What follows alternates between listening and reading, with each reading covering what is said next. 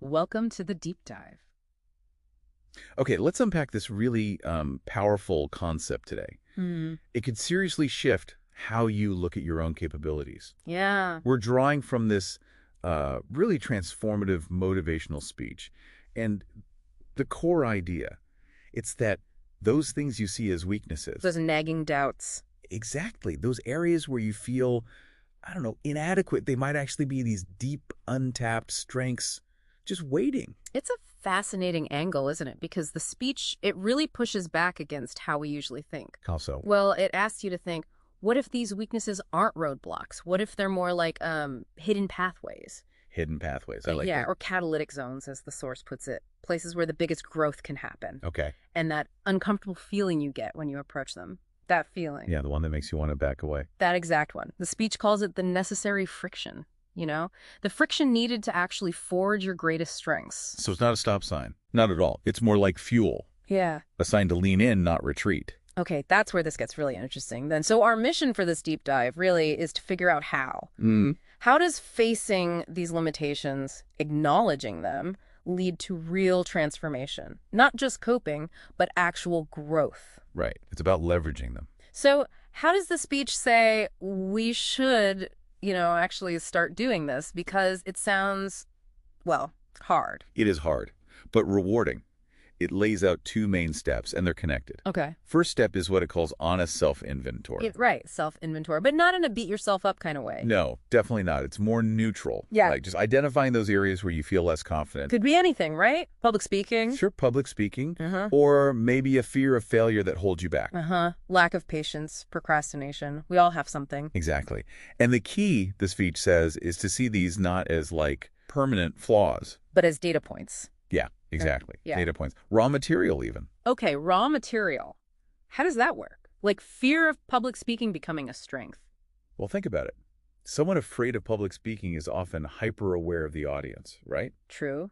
Probably too aware. But if you channel that awareness, it can actually lead to incredible clarity, being really concise because you're so focused on the listener's experience. Huh. Okay. What about procrastination? That just feels like laziness sometimes. The speech suggests reframing that too. Maybe it's not laziness. Maybe it stems from, say, a desire for perfection. Which sounds better, but still stops you starting. It can, yeah. But reframed, that underlying perfectionism, when managed, could lead to really meticulous, high-quality work, especially, when the deadline approaches. Ah, okay. So it's about changing that inner voice. Totally. Shifting from, I'm bad at this, to, this is an area where I can choose to grow strategically. Which leads us, I guess, to the second step. It does. And that step is courageous, consistent action. Yeah. Action. That's the part that feels daunting. Like these things feel so ingrained. How do you even start? The speech is really clear on this. It's not about some magic fix overnight. Okay, good. It's about small steps, deliberate, almost tiny steps, consistently taken. Like what? Give me an example. Okay, say patience is your struggle. Yeah. It suggests maybe just practicing mindfulness for literally 1 minute a day. Just noticing the impatience, the discomfort without judgment. 1 minute. Okay, manageable. Or procrastination. Break a task down into the smallest possible piece. Like 5 minutes of focused work, that's it. Just 5 minutes. Yeah.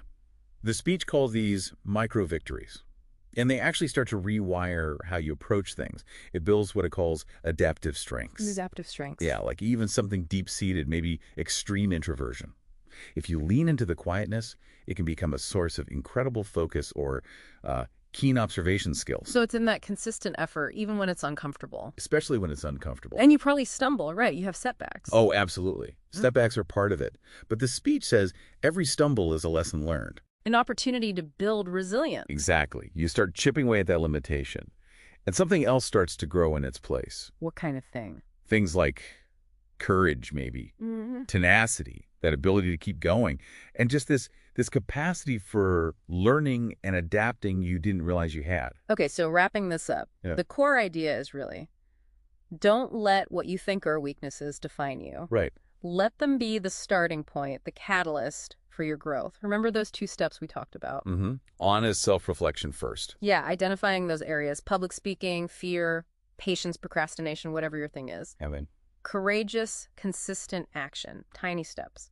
Speaking up just once in a meeting, practicing that minute of mindfulness, doing 5 minutes on that task. And that journey connects right back to your growth, even with the discomfort, maybe because of the discomfort and the setbacks. Every stumble a lesson. Every challenge builds resilience, and you start seeing these new strengths emerge.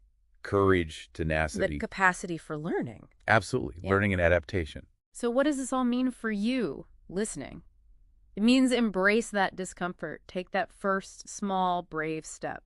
Yeah, and this raises an important question, doesn't it?